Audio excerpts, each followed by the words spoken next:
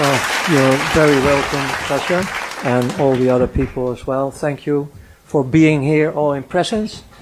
I see you all, in a way, like representing all the citizens of this world. You are just a few here, if you compare it with the 7 billion, but you are all representing the human being on this earth. And after having my hell ride 1 hour with my sister here, it's quite heavy to start, I have to admit that. I didn't prepare anything, I just go with the flow. Thank you for the introduction. It is what it is. I was on both sides as a child and later as a perpetrator. I have to start with the birth of a human being. The awareness I share is the awareness I have now. It's sometimes maybe a bit confusing later on when I start to express myself and explaining things, giving a testimony about things, because I do it with the awareness I have now. And most of the things I was not aware of in the past. I discovered things step by step. But to begin with the birth, this is a universal thing. It is when we are born, I start to discover we are so connected with the source of life, what I call the creator of heaven and earth. We are pure. We are manifesting the God, being the son or the daughter. We are the light. On the moment we arrive, everything is fine. Okay, there are always exceptions that you can say, okay, there is a malfunction in the body, nobody is perfect and so on. But the light is there, it's manifesting. Then we enter the program of this world. And this is not a new program, it's a very old program. It's a Luciferian program. That means they start to raise us up through our beloved father and mother, if you have one, in a program to end up in the slavery system we have. Because we are just a source to use. We are the value, we are the light, and they want to suck it completely. Like screwing the orange completely, sucking everything out, throw it away. Once they call this the American system. The American system. You consume it and you throw it away. And that's what's happening on this planet. It's going through your parents. They love you. They want to take care of you. They put you in the vaccine programs with a lot of chemicals to damage your immune system. It's in the school system. It's everywhere to be the perfect slave. There is another thing, and that's more about my story. When I was born, just a bit later on, I started to discover that I was born in a family with a father and mother who were heavily damaged during the Second World War. So these were not real developed people, they were heavily damaged. And because of that, my first 9 years on Earth were that heavy that I start to realize that if there is a heaven and earth, I was born in hell. Because it was not heaven on earth at all. It was hell. My mother was not able to defend me. And my father figured out that he couldn't hit my mother. She was so heavily abused and damaged that it doesn't matter for her. So to hit her, I was the firstborn. because he knew that my mother, for the first time, was able to love a human being, and that was me. So the best way to hit her was hitting me. So brutal that I start to copy his behavior. I was, in that period of my life, it was not a common expression, but I was one of the first terrorists on earth, beating up everyone on school. I was really terror. That was picked up by organizations who protect children. So there was an investigation coming up, and they start to discover my situation, and they, by court, they put me in a place where they protect heavily damaged children. It was a Catholic accommodation, and they really, really loved children. And they didn't have Vaseline to make it a bit more smoothie. This is how I start to discover what it is to have sexual games on me. I didn't know what sex was. And they did this for 2 years. Very intense, not only with me, but it was with all the children. And the first year was most hell. And then you get this fuck up with yourself as well, because after being through all this pain and tortures with, well, I save you the details. It's well, if you know everything, you really like to kill humans. And I was going in that way, in that direction.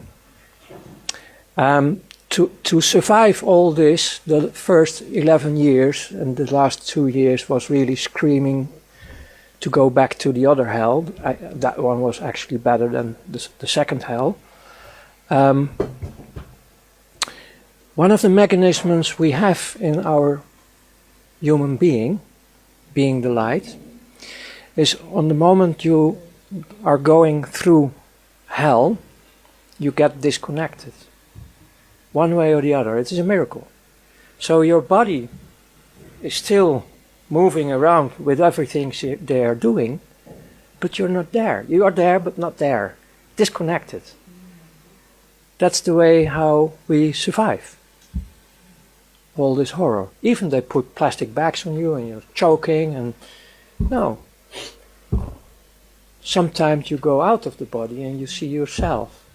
It's the way how you start to develop being sensitive in other dimensions. Actually, on your way home, back to the source. When I was coming out of this 11 years, I was completely an adult. An adult who was back inwards, locking myself up in an atomic bunker, not having any attention to be damaged once again by humans, and I was full of hate, meaning full of poison. And I was ready to go in this world to destroy every human being I can get a hold on, a grip on. So coming out of this mess, my mother was in the meanwhile divorced. She was left alone in a little caravan, hungry. I started to take care of my mother in a strange way, because she was also betraying me. She couldn't save me. So actually I'm a bit fucked up in the past, and later on in life I need really healing, and I'm healed. Still, it's quite difficult to give this testimony. But on the moment I came out, I grew up taking care of my mother, meaning I start to be criminal. I have no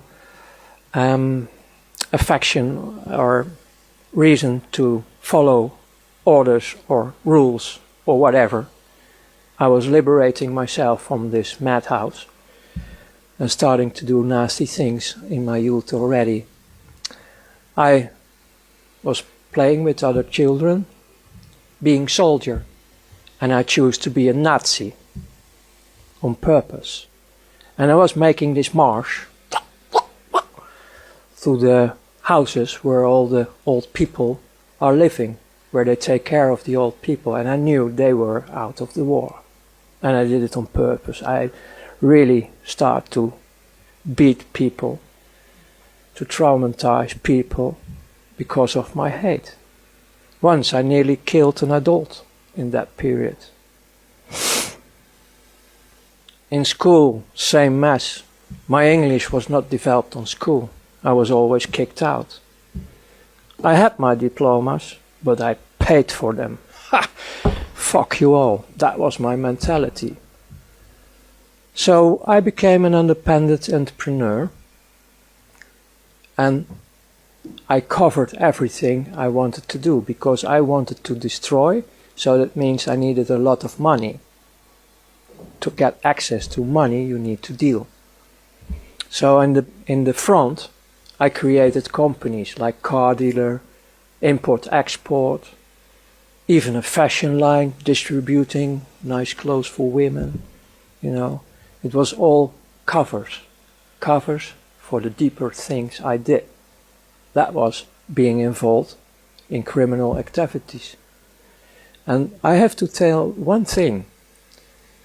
All the criminal beings on this world, the normal criminals, so to speak, they hate only one thing, and that's pedophiles.